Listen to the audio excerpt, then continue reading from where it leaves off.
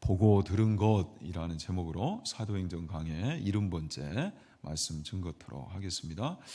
여러분, 사도행전 강의도 벌써 70번째 시간이 됐네요. 언제 끝나나 여러분들, 그런데 걱정하지 마세요. 끝납니다.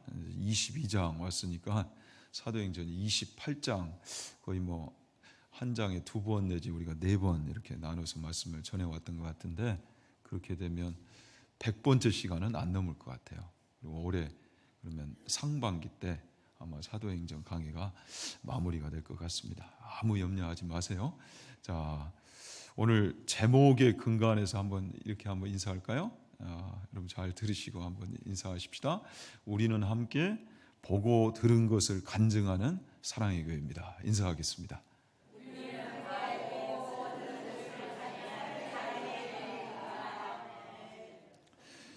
지난 시간 내가 당신에게 말할 수 있느냐. 자, 우리 성도는요, 영적으로 볼 때는 이중 국적자라고 그랬어요. 이중 국적자. 그렇다 보니 이중 언어도 사용자가 된단 말이죠. 여러분, 우리가 이개 국어를 해요. 이개 국어를. 영적으로 볼 때는 하나는 이 땅의 언어를 하고요, 또 하나는 하늘의 언어를 해요. 놀랍게도 우리가 하늘의 언어를 해요. 복음을 말할 수 있단 말이죠. 그리고 복음을 말할 뿐만 아니라 그 복음을 위하여 우리가 살아가게 되다 보니 때로는 소속이 다른 까닭에 우리 앞에 어떤 좀 그 모순과 같은, 세상이 우리를 오해하는 이런 당황스러운 상황이 연출될 수도 있다라는 말씀을 드렸습니다. 그죠? 그러나 그런 순간에도 우리는 당황하지 않고, 오히려 인간의 편에서는 그 상황이 모순 같아 보일지라도 하나님의 편에서 볼 때는 이것이 하나님의 뜻을 이루는 경륜이요, 또 하나님의 때, 섭리의 때가 될 수 있기 때문에 여전히 세상을 향하여 복음을 말해줄 수 있는 하늘 통역관이 되자라는 말씀을 나눴어요. 특별히 우리가 설 명절 기간에 그 역할을 잘 감당하자라고 했는데, 어떻게 여러분들 잘 감당하고 오셨어요? 웃는 분들은 잘 감당하고 오신 것 같고, 좀 표정이 시무룩하신 분들은 내년을 또 기대하겠습니다 이런 것 같으신데, 아무튼 계속해서 우리 가정 또 삼터 일터에서 이 역할을 감당해야 됩니다. 그리고 지난 시간 이제 시간 관계상 좀 이 오해 상황에 대해서 다 말씀을 증거하지 못했는데요, 좀 마무리를 짓고 가도록 하겠습니다. 자, 소속이 다른 까닭에 우리 성도의 삶이 이 땅에서는 좀 우리의 기대와 달리 성도답게 사는 것이 아니라 성도답게 더 살아보려고 하는데 오히려 맞닥뜨리는 이런 오해 상황이 있을 수 있다라고 그랬죠. 지금 바울 같은 경우는 과도기적인 그런 상황이었기 때문에 유대교에서부터 이 넘어온 수만 명의 이 예루살렘 교회 안에 수만 명의 성도들이 있었어요. 그래서 그들의 이 오해를 풀어주기 위해, 아니 바울은 이 선교지를 다니면서 율법을 지키지 않는다더라, 율법을 무시한다더라, 이런 오해를 풀기 위해 이 야고보 감독을 비롯해서 예루살렘 교회 지도자들이 자, 이것을 하면 그 오해가 풀릴 것 같아요. 그러니까 율법의 전통을 잘 지키고 성전을 중시하는 것을 그 어떤 것보다도 이 결례, 나실인 서원과 관련된 이 결례를 사도 바울이 딱 후원자 역할을 해서 참여하고, 그 4명의 이 나실인 서원에 이 지불되어야 할 아주 값비싼 비용을 사도 바울이 지불을 해주면 아마 이 오해가 풀릴 겁니다. 그래서 이보다 더 좋은 방법이 없겠다 해서 선한 마음으로 그것을 받아들였는데, 오해가 또 다른 오해를 낳는 이런 난처한 상황이 이제 벌어지게 됐죠.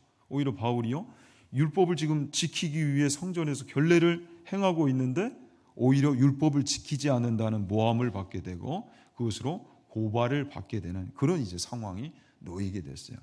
자, 우리도 하나님 나라 소속이기 때문에 이 땅에서 살아가는 동안 신앙생활을 할 때 오해를 받을 수 있는, 이 오해 상황을 맞닥뜨릴 수 있는 그런 과정이 있을 수 있습니다. 이때 우리가 좀 예측하고 준비해야 할 그런 몇 가지 사항들이 있어요.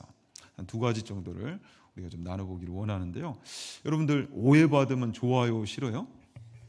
당연히 누가 오해받고 싶겠어요, 그죠? 오해받으면요, 억울하고요, 그죠? 외롭기도 하고 또 심지어는 절망감에 휩싸일 수도 있단 말이죠. 회의감도 들고 아니 성도답게 안 살아보려는 것이 아니라 살아보려고 하는데도 이런 오해 상황이 닥칠 수 있어요. 자, 그럴 때 우리가 먼저 첫 번째로 생각해야 될 것은 자, 성도답게 사는데도 불구하고 이런 오해 상황들이 우리 앞에 놓일 수 있다 없다?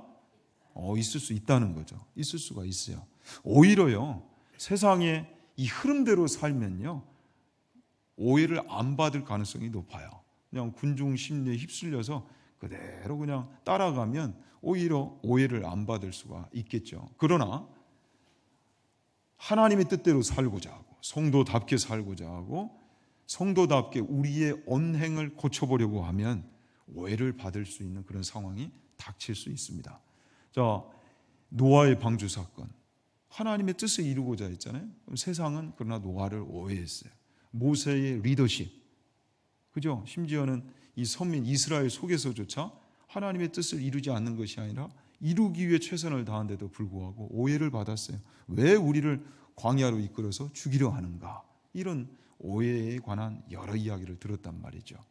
또 요셉과 다니엘을 보십시오. 거룩한 삶이 아니라 그 거룩한 삶을 살아보려고 그렇게 애쓰는데도 불구하고 여러 오해를 받습니다. 그곳에 모함이 있고요, 누명이 있어요. 지난주 이 큐티 말씀 마가복음을 보니까 우리 예수님은 어떤 오해를 받습니까? 친척들로부터, 그 가까운 친척들로부터 미친 사람이다, 이런 오해를 받고요.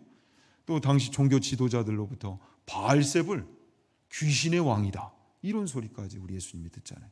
우리도 그런 오해를 받을 수 있다는 거 기억하셔야 되고요. 두 번째는 자, 이런 오해 상황이 어떤 연유로 벌어졌는가, 이것을 예측할 수가 있어요, 없어요?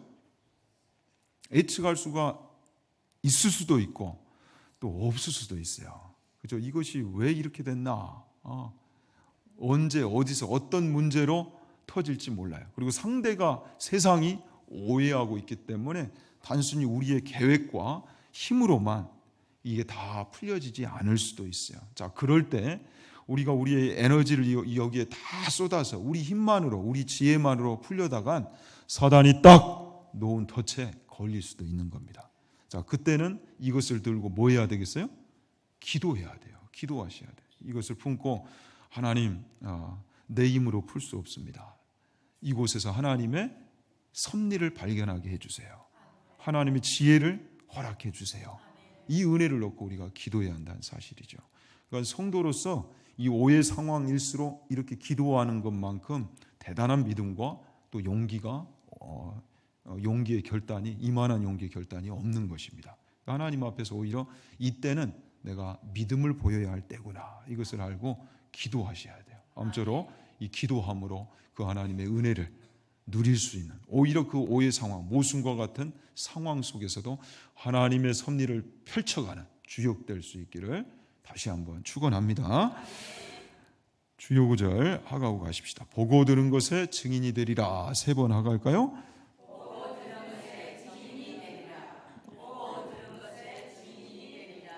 보고 들은 것에 증인이 되리라. 자, 보고 들은 것을 말할 줄 아는 사람이 참 증인이겠죠. 자, 이제 지난 시간 이제 바울이 발언권을 어렵게 이제 얻게 되었습니다. 그 과정을 다시 한번 돌이켜 보면 이 에베소 출신으로 보여지는 이 소아시아, 아시아에서 온 디아스포라 유대인들이 바울을 모함했단 말이죠. 바울은 율법을 무시하고 율법을 지키지 않는 자다. 특히 뭘 보면 알 수 있냐면 드라비모, 이방인 한 사람을 데리고 시내를 돌아다니는 걸 봤는데 분명히 그가 그 이방인을 데리고 성전에 들어가서 성전을 더럽혔을 것이다. 자, 여러분, 이건 추측이에요. 그런데 이 추측이 이제 사실이 되고 말죠. 그들의 이 모함과 이러한 선동 속에 예루살렘에 큰 소요 사태가 일어났는데 이런 거짓 뉴스가 이제는 참이 돼 버리는 이런 이제 일이 일어나고 말았어요. 자, 이 과정을 좀 이 그림을 통해서 확인을 해보면 여러분, 이것이 이제 헤롯 성전 단지입니다. 모형도인데 보시면 중앙에 있는 이제 우뚝 솟은 곳이 성소 건물이에요. 성소, 지성소. 그리고 저 노란 저게 연병장이 아니고 뭐라고? 운동장. 죄송합니다. 운동장 그 사이에 보면 지금 이 작은 게 사람이에요. 모형도니까 사람. 그리고 중간에 그 노란색 중간에 뭐 이렇게 하나 있죠. 그것이 슈렉이 아니고 쇼렉 경계선이에요. 고고학적으로 이제 발견이 돼서 이 이상은 이제 유대인이 아닌 사람은 들어갈 수 없다. 이 표지석이 발견이 됐어요. 그러니까 그 안으로는 이방인들은 더 이상 들어갈 수가 있어요, 없어요? 없어요. 그러니까 그 밖을 이방인의 뜰이라고 하고 그 이방인들은 저 담벼락 사이로 들어갈 수가 없어요. 그런데 드로비모 이방인을 데리고 사도 바울이 이곳에 들어갔다. 이렇게 바울을 모함했단 말이죠. 이것 때문에 큰 소요 사태가 일어났어요. 자, 그 성소의 방향이 있는 곳이 여러분들 해가 뜨는 동쪽입니다. 이쪽이 동쪽이고, 그리고 저쪽 북서쪽에 큰 건물이 옆에 성전 이 벽에 붙어 있죠. 그것이 바로 안토니아 요새예요. 이제 로마는 그래도 당시에 식민지를 향해 제법 재량권을 많이 부여했어요. 그러나 반란만은 막기 위해서 소요 사태는 그냥 넘어가지 않았습니다. 그러니까 사람들이 많이 모여드는 이 예루살렘 성전 바로 옆에 이 요새를 지어놓고 로마군이 주둔을 했던 거죠. 왜 안토니아인가 봤더니 이 헤롯 대왕이 안토니우스라는 인물에게 은덕을 받아서 이곳 이름을 그렇게 지었다고 그래요. 그래서 이 앞에 지금 동쪽을 향하는 이 지성소 안쪽 벽에 작은 문이 여러분 그 유명한 미문입니다.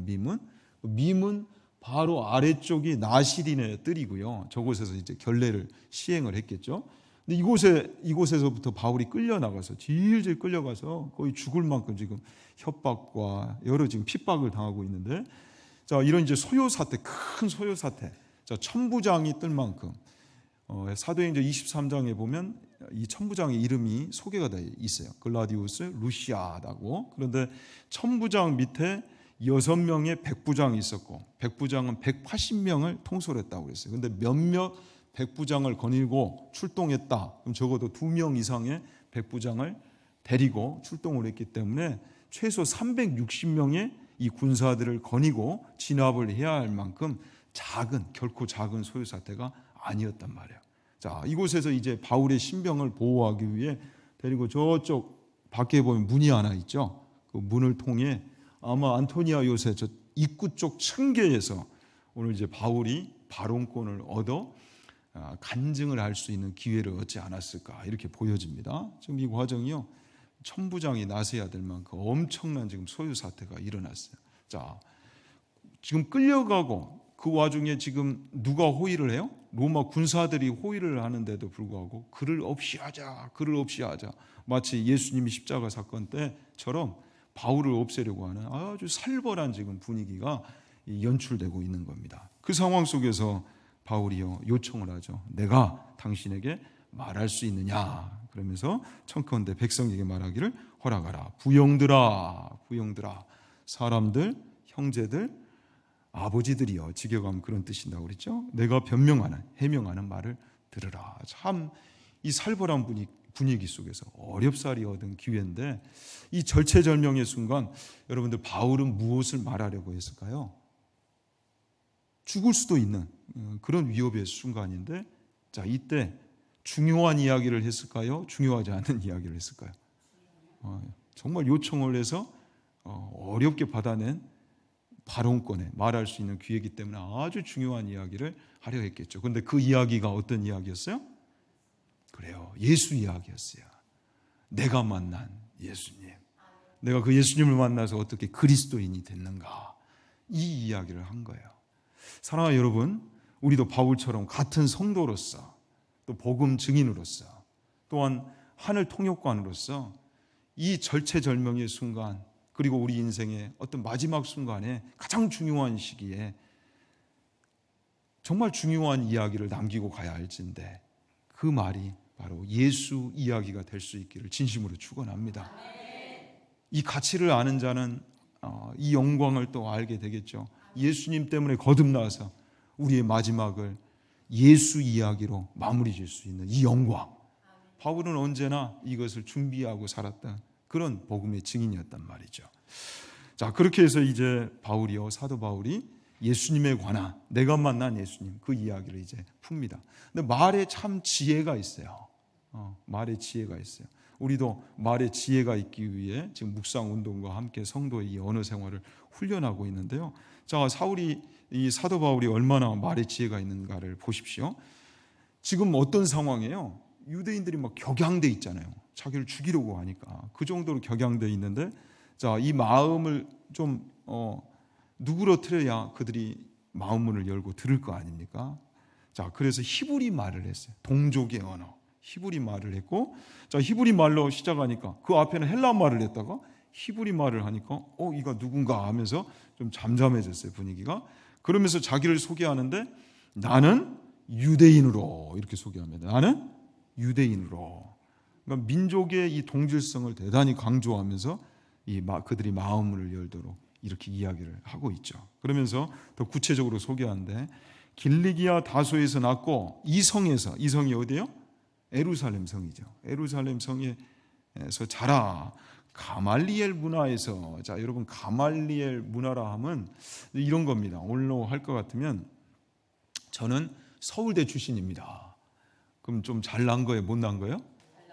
미국 같은 경우는 저는 하버드 출신입니다. 그러면 잘난 거죠. 저가 서울대 출신이라고? 그러니까 이제 눈여겨보죠. 도대체 무슨 사연이 있나. 길리기아 다소, 대도시에서 태어나서 이 성으로 일찍 예루살렘으로 유학을 와서 가말리엘의 문화에서 공부를 했다는 거예요. 당시 예루살렘에는 두 개의 학파가 이 유대교를 지탱하고 있었습니다. 하나는 힐렐 학파고 또 하나는 샴마이 학파인데, 이제 샴마이는 좀 보수 성향을 나타내고요, 힐렐은 진보 성향을 나타내요. 그러니까 이런 거예요. 율법을 해석함에 있어서 613가지의 그 율법을 다 지켜야 비로소 천국에 들어갈 수 있다. 자, 이런 그 학파는 샴마이고, 힐렐은 아니다. 인간이 불완전한 인간이 그걸 어떻게 다 지키냐. 못 지킨 것보다 더 많이 지키는 게 있다면, 그 분량이 더 크다면 천국에 들어갈 수 있다. 율법을 이렇게 해석한 학파는 또 힐렐 학파였어요. 근데 가말리엘이라는 인물은 어떤 인물이냐면, 이 힐렐 학파를 세운 거두 델 랍비였던 힐렐의 손자였고 또 수제자였어요. 대단한 인물이죠. 모두에게 총애를 받는 그런 존경과 또 부귀를 가졌던 그런 명성을 가졌던 인물이었어요. 그런데 사도 바울은 어떤 또 인물이냐? 이 가말리엘의 수제자격인 그런 인물이었어요. 그러니까 대단했던 인물이죠. 귀족 출신인데다가 일찍 최고의 이 학파에서 공부했던.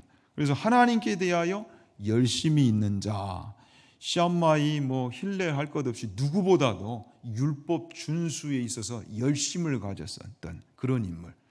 어느 정도였느냐? 그러니까 이 율법의 전통을 벗어난 도는, 그러니까 예수의 도를 따라가는 이들마저도 박해하고 죽이기까지 하고 남녀 불문하고 그들을 결박해서 끌어다가 옥에 가뒀던 그런 열심이 있는 자였다. 자, 이 일에 대해서 그도 사내들인 공회 회원이었기 때문에 대제사장 모든 장로들이 다 증인이다. 이것을 다 알고 있다. 이렇게 자신을 소개했어요.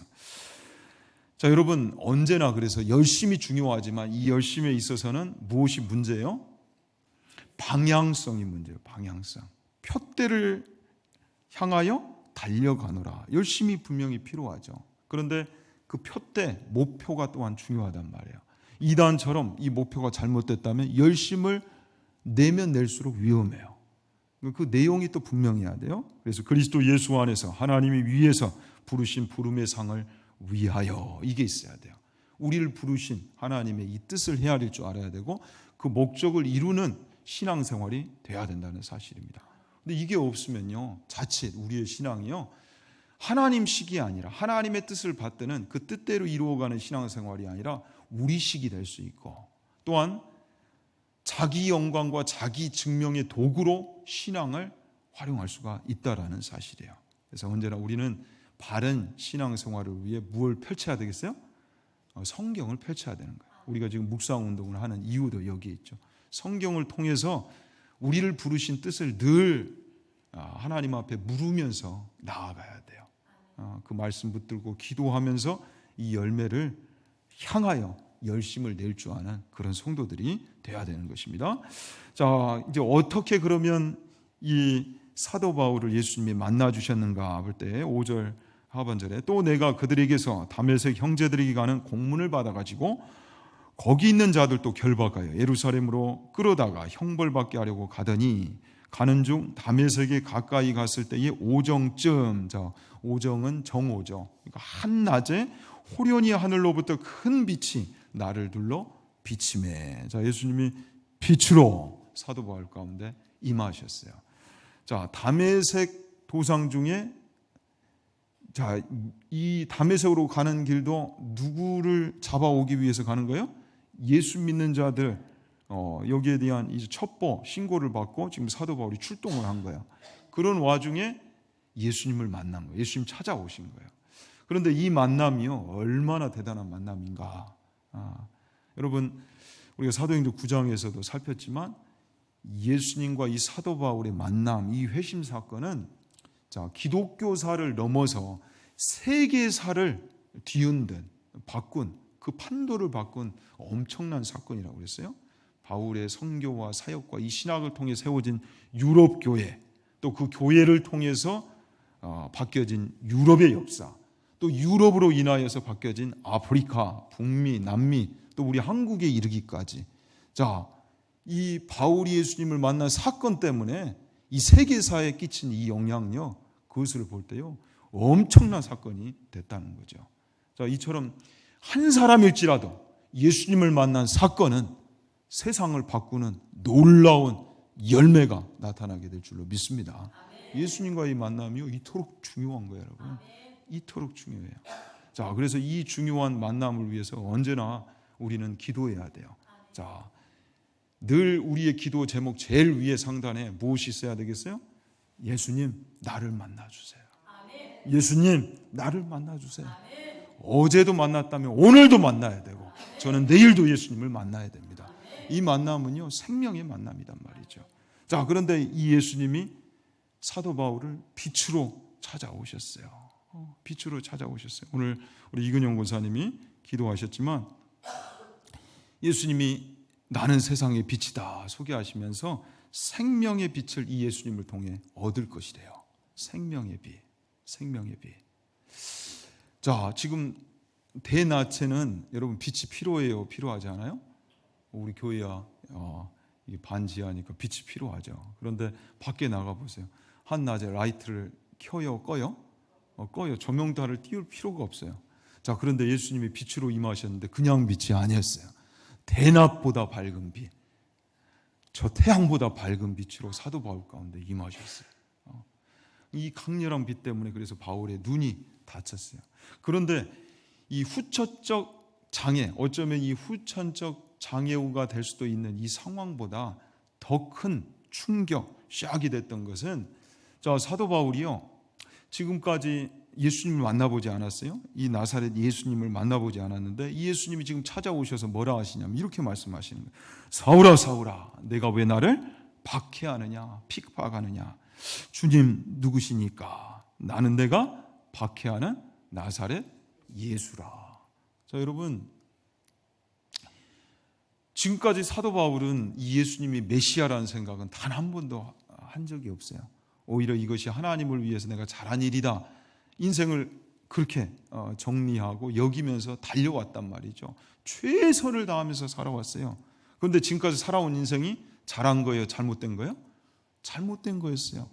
그 나사렛 예수 말로만 들었는데 그 예수님이 부활하셨어요. 부활하셨다 보니까 지금 자기가 만난 이 예수님은 메시아신 거예요. 야, 내가 정말 잘못된 길을 살아왔구나. 더군다나 지금까지 교회를 핍박했지 예수님을 핍박하지는 않았거든요. 그런데 예수님이 하신 말씀이 무엇이에요? 교회를 핍박하는 것은 곧 나를 핍박하는 것이다, 이렇게 말씀하시는 거예요. 나를 핍박하는 것이다. 교회를 핍박했다면 그건 나를 핍박하는 거나 다름이 없다, 이렇게 말씀하시는 거예요. 자, 그래서 우리는 이 예수님이 교회를 향해 어떤 평가를 하시고 또 예수님이 제시하신 이 교회론이 어떤 것인지 여기에 좀 주목을 해야 돼요. 자, 예수님이 교회를 어떻게 여기세요? 어떻게 여기세요? 그래요. 한 몸으로 여기세요. 자, 교회와 나는 하나다라는 거예요. 나를 핍박하는 것은 곧 교회를 핍박하는 것이고, 교회를 핍박하는 것은 나를 핍박하는 거예요. 여러분, 그러니 예수님이 지금 교회를 핍박할 때, 사도 바울이 이 교회를 핍박할 때 가만히 있지 않으시는 것처럼 우리도 예수님에 관한 어떤 이야기를 할 때 우리가 가만히 있으면 돼요? 그러면 안 되는 거예요. 그 예수님은 나와 하나이기 때문에. 왜 예수님이 교회의 편이 되시느냐? 이 교회는 예수님과 한 몸이기 때문에. 교회와 한 몸이기 때문에. 그래서 교회의 문제는 나의 문제다. 예수님이 그렇게 말씀하시는 거예요. 너는 나다. 한 몸이다. 우리 성도의 존재가, 교회의 존재가요, 얼마나 귀하느냐? 예수님이 동일시하는, 우리를 당신과 동일시해 주시는, 아이덴티파이 해 주시는 그런 놀라운 존재라는 거예요. 우리는 이 자긍심을 가져야 돼요. 아울러서 그렇구나. 내가 교회구나. 우리가 교회구나. 그렇다 보니 교회의 문제는 어때요? 내 문제인 거예요. 우리의 문제인 거예요. 특히 우리 직분자들은 교회의 문제는 교회의 문제야. 아니요. 내 문제인 거예요. 내 문제. 우리 문제인 거예요. 이 인식이 있어야 돼요. 이 교회론이 우리 가운데 잘 정립이 돼야 돼요. 그래서 여러분 말씀을 드렸지만 저는 그런 소리들을 좀 듣거든요. 우리 목사님들을 상대할 때 제가 그때는 좀 잘 안 넘어가요. 교회가 그래서 되겠냐고. 근데 사돈 낱말하듯이 이야기를 해요. 교회가 그래서 되겠냐. 그러니까 교회가 그러면 안 돼요. 그런데 그 문제를 내 문제로 받아들이고, 그럼 방안이 뭐냐? 더 건강한 교회로 나아가는 길은 뭐냐? 이것을 이제 의논해야 될 거 아니에요. 그것으로 이제 넘어가야 되죠. 근데 그건 없어요. 왜 교회가 그 모양 그 꼴이냐? 마치 남을 평가하고 탓하듯이 그러고 끝나버린단 말이죠. 여러분, 어느 공원에서 두 노인이 만났어요.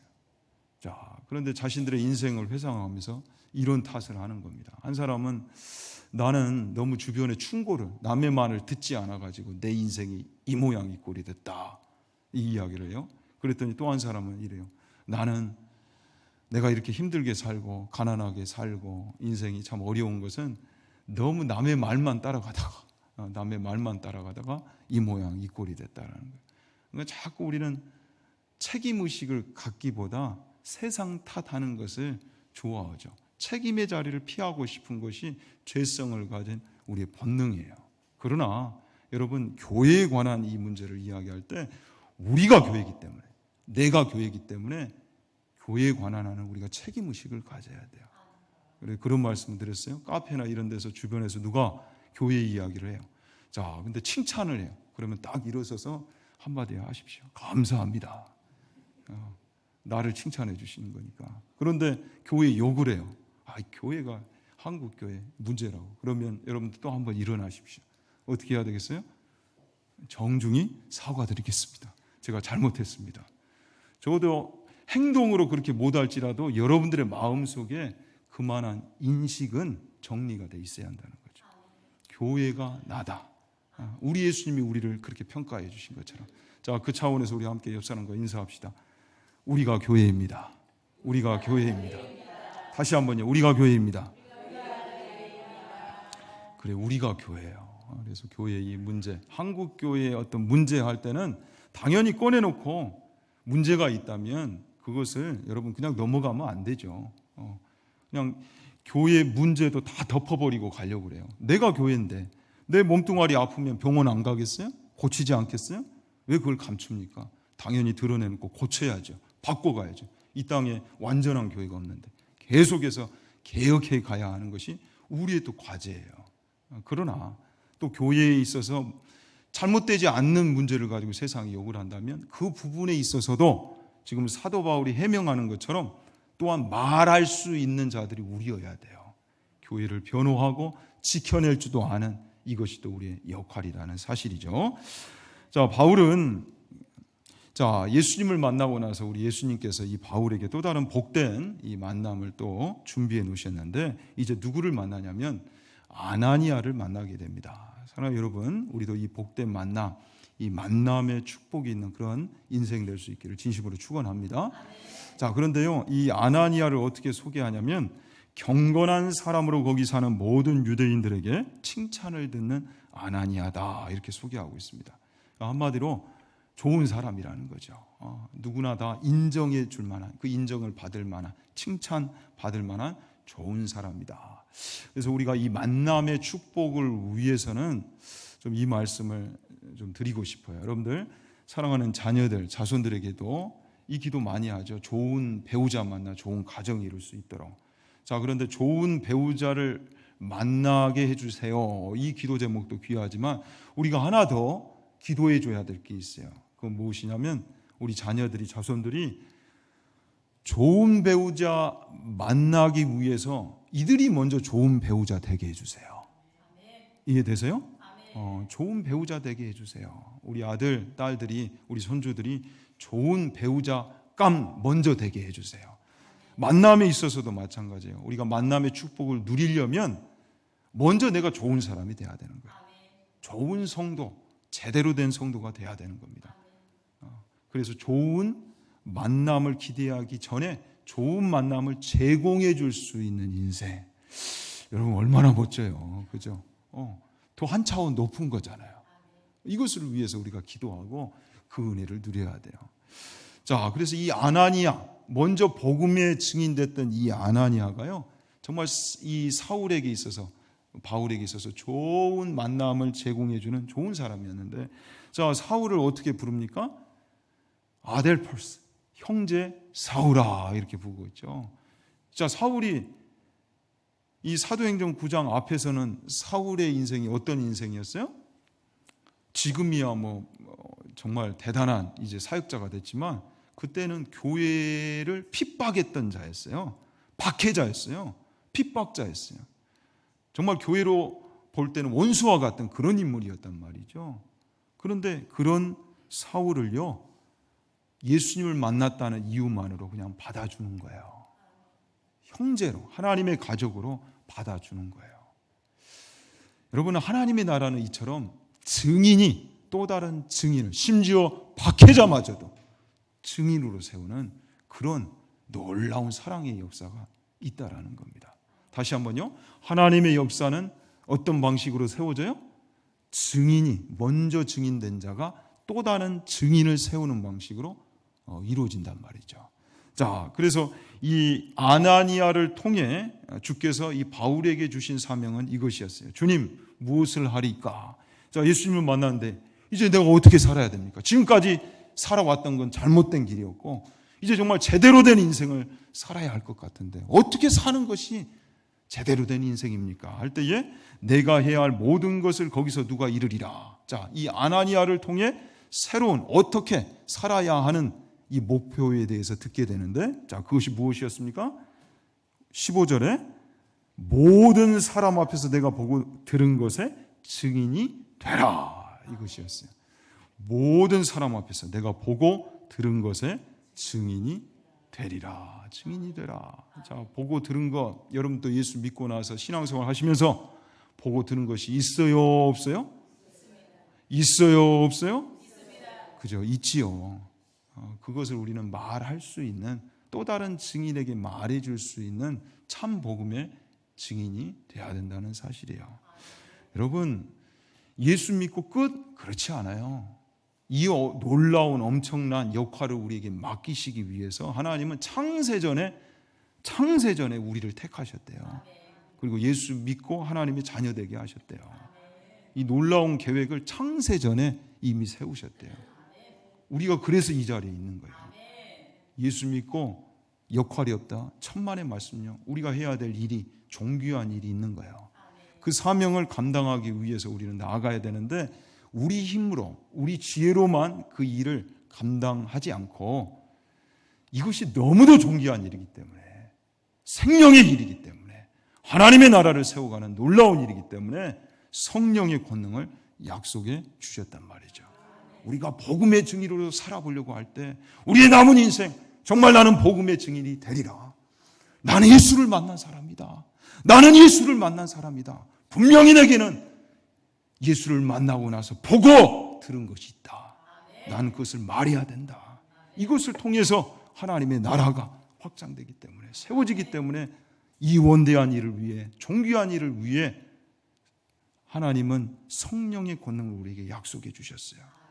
나는 할 수 없다. 여러분 천만의 말씀요. 사도 바울이야 다메섹 도상까지 우리 예수님이 찾아와 주셨기 때문에, 부활의 주님이 찾아와 주셨기 때문에 그런 원대한 일을 할 수 있지만 예수님은 나를 찾아와 주시지 않았어요.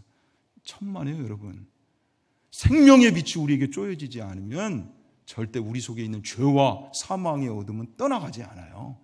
빛이신 주님이, 그 생명의 빛이신 주님이 이미 우리 가운데 임하셨어요. 찾아오셨어요. 그러니 우리가 이 자리에 있는 거예요. 우리도 보고 들은 것이 있어요. 복음의 증인으로서 이것을 말할 수 있어야 돼요. 참다운 증인은 이 예수를 만나 보고 들은 것을 말할 수 있는 자들이에요. 그래서 우리가 이 놀라운 역사를 위해 기도했으면 합니다. 2024년도 정말 우리가 함께 달려가기를 원하는데, 우리가 교회이기 때문에 이 역사를 함께 이제 펼쳐가야 되는데, 여러분 오직 여호와를 앙망하는 자에게는 무엇을 주세요? 새 힘을 주세요. 새 힘을 주세요. 벌써 2024년도도 금방 가죠 여러분. 2월 그죠? 어제가 1월이었던 것 같은데 벌써 2월. 근데 여러분 집중하십시오. 그리고 이 약속 붙들고 기도하십시오. 여호와를 앙망하는 자, 하나님께 집중하고 그분께 은혜를 구하면서, 하나님 내게 이 놀라운 역할을 맡기셨는데 힘이 필요합니다. 새 힘이 필요합니다. 그 은혜를 구하면서 기도할 때 약속대로 하나님 우리에게 새 힘을 주시고, 우리가 보고 들은 그것을 담대하게 세상을 향해 선포할 수 있도록, 우리를 참 증인되게 할 수 있도록 인도해 주실 줄로 믿습니다. 기도하겠습니다. 하나님 아버지, 죽음의 위협을 맞이한 순간에도, 그 절체절명의 순간에도 사도 바울은 예수 이야기, 바로 예수님으로 거듭나서 언제나 그의 마지막도 이 예수님에 관한 이야기로 마무리하고자 하는 그 열망을 우리에게 보여주었나이다. 이 영광의 모습이 우리에게도 있기를 원하옵고, 하나님의 나라는 증인이 또 다른 증인을 세우는 방식으로 세워지고 확장되는데, 이 역사를 위해 우리에게 약속하신 성령의 권능, 또 새힘 우리가 삼아옵나니 우리 가운데 허락하여 주시고, 참된 복음의 증인으로서 이 시대에 꼭 필요한 그 복음의 증인으로서 온전히 드려질 수 있는 우리 온 성도들, 또 우리 사랑의 교회가 될 수 있도록 은혜 위에 은혜를 허락하여 주옵소서. 예수님의 이름으로 기도하옵나이다. 아멘.